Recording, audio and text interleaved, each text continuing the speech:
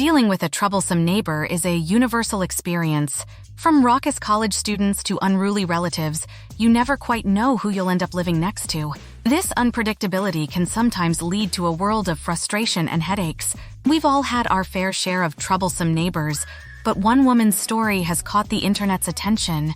Going by the name Boy Mom on TikTok, she shares how her neighbor's harassment began over something as innocent as her sons playing in a river near their home.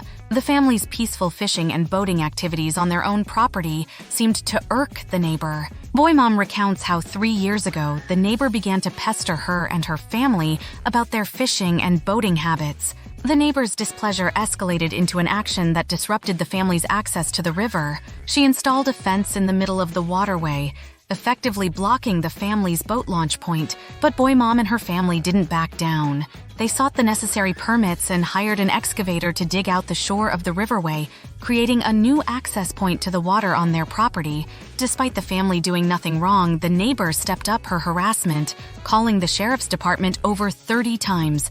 She even contacted the parish, the HOA, and code enforcement to stop the family from working on their property. In a police recording obtained by Boy Mom, the neighbor accused the family of stealing her property by removing trees on the shared property line and digging out the river. The police officer had to explain that the family wasn't doing anything illegal. Boy Mom's ordeal has sparked a wave of public support on TikTok.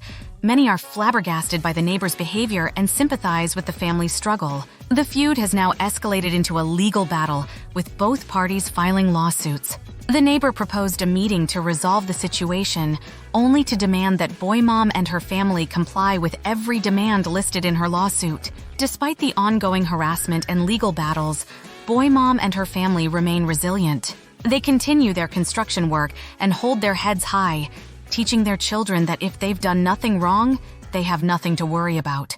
If you liked this video, consider subscribing to our YouTube channel so we can provide you all the latest viral content.